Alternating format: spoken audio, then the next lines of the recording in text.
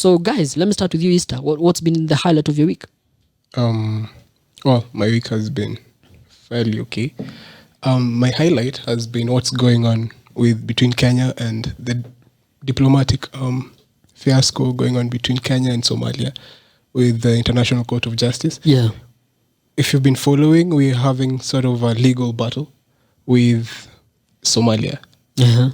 Yeah, that is there's an issue with our boundaries. Yeah, there's a dispute at the boundary in Lamu. Yeah, and it's a very big piece of water. What do you call it? It's a massive size, and more importantly, it's rich in natural gases. Yeah, and also not just that, but the port as well. Yeah, and the port, fish. Yeah, and the fish and there's a lot of fish in that area.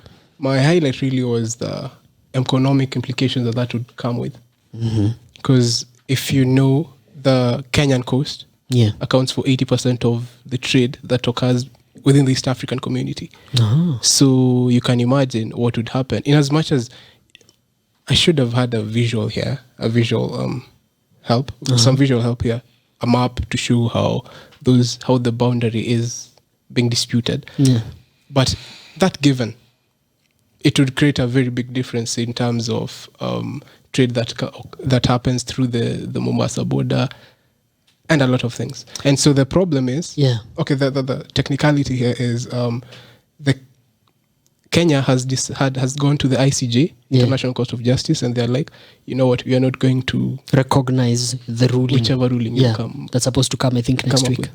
Next week. Yeah. So I'm waiting to see how that will go, how that will turn out.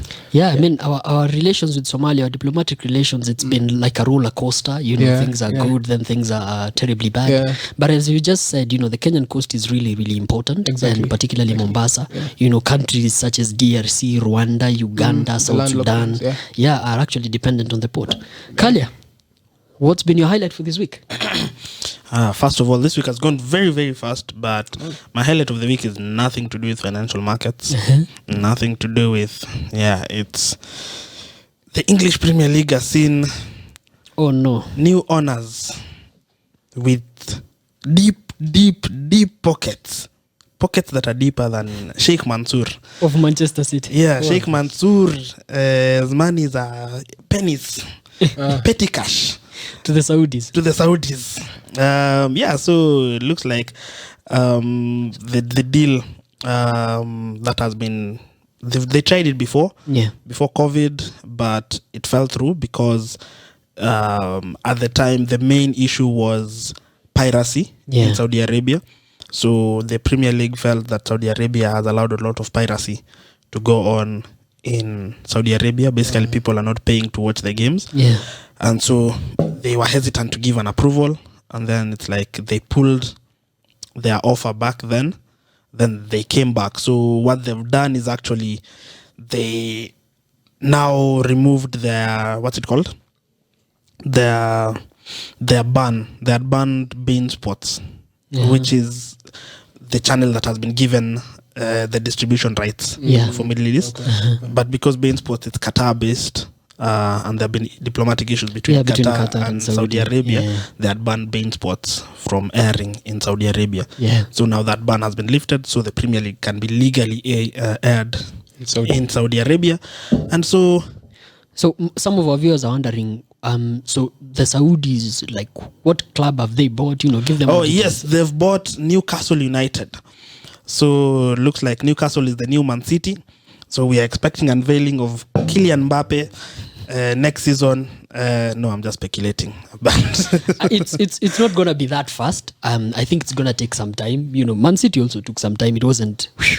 No, but by the time the transfer period is here, it will be like deal will be closed by then. By the time January comes in, like everything will be. They'll sign some good players. Definitely, if that's what, because Man City's signing at the time was Robinho, who thought he was going to Chelsea until the plane was just diverted. It's not London, it's Manchester. So that's my highlight of the week. So I think interesting times in the Premier League to come. There have been a lot of issues, of course, with Saudi's democracy and human rights and LGBTQ. So basically human rights issues, and many activists are like, should that deal be ratified. But yeah.